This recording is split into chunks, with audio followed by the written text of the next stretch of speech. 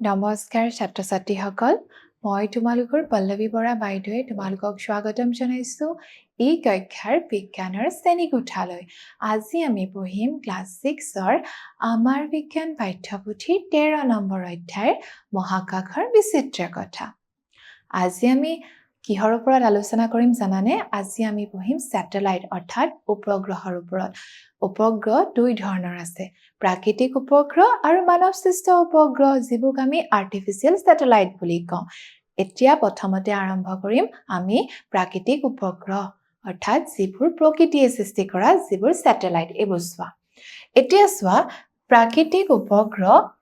চন্দ্ৰ হৈছে কোনো গ্ৰহৰ চাৰিওফালে ঘূৰি থকা বস্তু এতিয়া চোৱা আমাৰ পৃথিৱীৰ এটাই উপগ্ৰহ আছে সেইটো হৈছে চন্দ্ৰ এই প্ৰাকৃতিক উপগ্ৰহ এনেকুৱা চন্দ্ৰৰ নিচিনা যিবোৰ উপগ্ৰহ আছে সেই উপগ্ৰহবোৰে জানানে কোনো গ্ৰহৰ চাৰিওফালে ঘূৰি থাকে ই কোনোবা এটা গ্ৰহৰ চাৰিওফালে ঘূৰি থাকে যেনেকৈ আমাৰ পৃথিৱীয়ে সূৰ্যৰ চাৰিওফালে ঘূৰে তেনেকৈ চন্দ্ৰ আমাৰ পৃথিৱীৰ চাৰিওফালে ঘূৰি থাকে বুজিছা আৰু চোৱা উপগ্ৰহ গ্ৰহতকৈ সৰু এই যিবোৰ উপগ্ৰহ থাকে এইবোৰ যিটো মেইন গ্ৰহ সেই গ্ৰহবিলাকতকৈ সৰু হয় যেনেকৈ চন্দ্ৰটো আমাৰ পৃথিৱীতকৈ সৰু হয় বুধ আৰু শুক্ৰ গ্ৰহৰ বাহিৰে সকলো গ্ৰহতে প্ৰাকৃতিক উপগ্ৰহ আছে এতিয়া বুধ আৰু শুক্ৰ গ্ৰহৰ এই দুটা গ্ৰহৰ বাহিৰে জানানে বাকি যিমানবোৰ আমাৰ সৌৰজগতৰ গ্ৰহ আছে সেই সকলো গ্ৰহৰে কি জানানে প্ৰাকৃতিক উপগ্ৰহ আছে বুজিছা পৃথিৱীৰ এটা চন্দ্ৰ আছে মংগল গ্ৰহত দুটা আছে পৃথিৱীৰ তেনেকে এটাই উপগ্ৰহ যাৰ নাম আমি চন্দ্ৰ বুলি কওঁ তাৰ পৃথিৱীৰ অকল এটাই উপগ্ৰহ আছে কিন্তু মংগল গ্ৰহত জানানে দুটা আছে মংগল গ্ৰহত আমাৰ চন্দ্ৰৰ নিচিনা দুটা চন্দ্ৰ আছে বৃহস্পতি শনি ইউৰেনাছ আৰু নেপচুন গ্ৰহত বৃহৎ সংখ্যক উপগ্ৰহ আছে এতিয়া বৃহস্পতি শনি ইউৰেনাছ নেপচুন এই গেছ দৈত্য গ্ৰহবিলাকৰ জানানে বহুতো সংখ্যক উপগ্ৰহ আছে এতিয়া চোৱা আমাৰ একমাত্ৰ উপগ্ৰহ চন্দ্ৰ এতিয়া চন্দ্ৰৰ ওপৰতো আমাৰ মহাকাশ সন্থাই বহুতো যান পঠাইছে হয় নে চন্দ্ৰযান 1 চন্দ্ৰযান 2 চন্দ্ৰযান 3 তেনেকৈ চন্দ্ৰযান 4 আৰু 5 পঠোৱাৰ সম্ভাৱনা আছে হয় নে এতিয়া চন্দ্ৰৰ বিষয়ে জানো আহা চন্দ্ৰ পৃথিৱীৰ একমাত্ৰ প্ৰাকৃতিক উপগ্ৰহ এই চন্দ্ৰ এইটো চন্দ্ৰ চোৱা এইটো মহাকাশৰ এখন চিত্ৰ দেখুওৱা হৈছে এইটো চন্দ্ৰৰে এটা পৃষ্ঠ এই চন্দ্ৰ পৃথিৱীৰ একমাত্ৰ প্ৰাকৃতিক উপগ্ৰহ প্ৰায় 27 দিনত পৃথিৱীৰ চাৰিওফালে এপাক ঘূৰিবলৈ সক্ষম হয় এই চন্দ্ৰই আমাৰ পৃথিৱীৰ চাৰিওফালে ঘূৰিবলৈ জানানে 27 দিনৰ প্ৰয়োজন হয়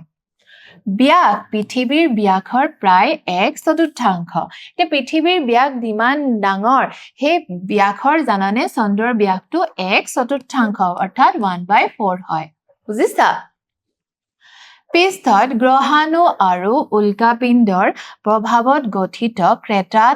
থাকে এতিয়া চন্দ্ৰ পৃষ্ঠত গ্ৰহাণু আৰু কিছুমান উল্কাপিণ্ডৰ প্ৰভাৱত গঠিত ক্ৰেটাৰ থাকে বায়ু পানী নাই আৰু চন্দ্ৰত বায়ু বা পানী নাই গতিকে তাত জীৱনৰ অস্তিত্ব থাকিবই নোৱাৰে আৰু তাত কেতিয়াও জীৱনৰ অস্তিত্বই থাকিব নোৱাৰে কাৰণ তাত বায়ুও নাই পানীও নাই বুজিছা পৃথিৱীৰ পৰা প্ৰায় 3,84,000 কিলোমিটাৰ দূৰত্বত অৱস্থিত এতিয়া চোৱা পৃথিৱীৰ পৰা চন্দ্ৰৰ দূৰত্ব জানানে 3,84,000 কিলোমিটাৰ কিমান দূৰত আছে দেখিছা আৰু চোৱা এতিয়া আমি পঢ়িম চন্দ্ৰৰ গতিৰ ওপৰত চন্দ্ৰইনো এই আমাৰ পৃথিৱী আৰু এইটো হৈছে আমাৰ চন্দ্ৰ এই চন্দ্ৰই কেনেকৈ পৃথিৱীৰ চাৰিওফালে ইয়াৰ কক্ষপথত ঘূৰি থাকে এইটো চোৱা পৃথিৱীখনে ঘূৰে সূৰ্যৰ চাৰিওফালে হয়নে আকৌ চন্দ্ৰ ঘূৰে পৃথিৱীৰ চাৰিওফালে আৰু এইটো যে ডটকে দেখুওৱা হৈছে এইটো হৈছে চন্দ্ৰৰ কক্ষপথ বুজিছা এয়া চোৱা চন্দ্ৰই তিনি ধৰণৰ গতি দেখুৱায় ইয়াৰ অক্ষত ঘূৰি থাকে চন্দ্ৰই নিজৰ অক্ষতটো ঘূৰি থাকেই পৃথিৱীৰ চাৰিওফালে ঘূৰি থাকে আৰু পৃথিৱীৰ চাৰিওফালেও কি কৰে ঘূৰি থাকে পৃথিৱীৰ চাৰিওফালেও ঘূৰি থাকে পৃথিৱীৰ লগতে সূৰ্যৰ চাৰিওফালেও ঘূৰি থাকে এতিয়া চোৱাচোন পৃথিৱীৰ লগতে এতিয়া চোৱা আমাৰ পৃথিৱীখন হয় নে পৃথিৱীয়ে প্ৰথমতে কি কৰে নিজৰ ফালে ঘূৰি থাকে নিজৰ লগত ঘূৰে আৰু লগতে কি কৰে জানানে সূৰ্যৰ চাৰিওফালেও ঘূৰি থাকে বুজিছা আৰু তেনেকে পৃথিৱীৰ এটাই উপগ্ৰহ আছে এটো হৈছে চন্দ্ৰ এই চন্দ্ৰটোৱেটো নিজৰ ফালেটো ঘূৰি থাকে আৰু তাৰ লগতে কি কৰে জানানে পৃথিৱীৰ চাৰিওফালেও ঘূৰি থাকে আৰু লগতে কি জানানে পৃথিৱীৰ চাৰিওফালে ঘূৰিয়ে সূৰ্যৰ চাৰিওফালেও ঘূৰি থাকে এই তিনি ধৰণৰ গতি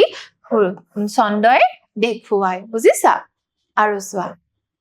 এতিয়া চোৱা চন্দ্ৰৰ বিষয়ে আচৰিত কিছুমান তথ্য এতিয়া চন্দ্ৰটো ৰহস্য বহুত আছে এই চন্দ্ৰৰ ওপৰত কিছুমান আচৰিত তথ্য তোমালোকক দিয়া হৈছে এই দেখিছা এই চন্দ্ৰৰ পৃষ্ঠত এজন মহাকাশচাৰী গৈছে হয়নে আৰু তেওঁলোকৰ এখন ফ্লেগ দিছে এখন ফ্লেগ কাৰ হয় নাছাৰ হয় নে আমেৰিকাৰ হয়নে নহয় চোৱা এজন হৈছে আমেৰিকাৰ এজন নাগৰিক আৰু যিয়ে চন্দ্ৰত খোজ দিছে আৰু তেওঁলোকৰ নিজৰ পতাকাখন ইয়াত থৈ আহিছে হয়নে এতিয়া চোৱা 1969 চনৰ 21 জুলাইত চন্দ্ৰত খোজ কঢ়া প্ৰথমজন মানুহ হিচাপে পৰিগণিত হয় নীল আৰ্মষ্ট্ৰং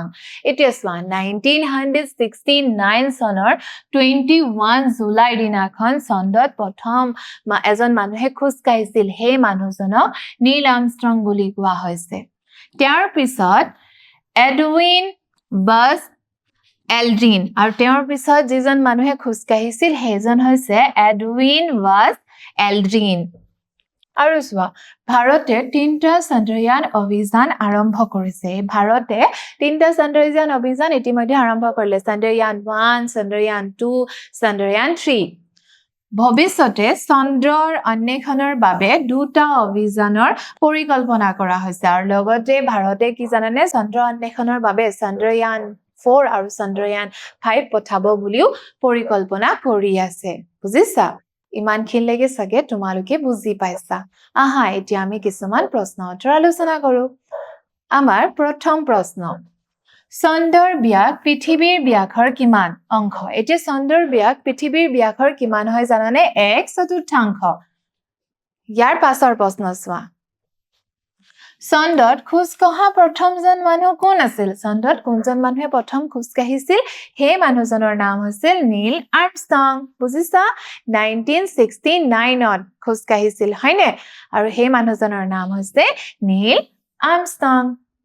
ইমানখিনিলৈকে চাগে তোমালোকে বুজি পাইছা ভালদৰে পঢ়া শুনা কৰি থাকিবা নমস্কাৰ ধন্যবাদ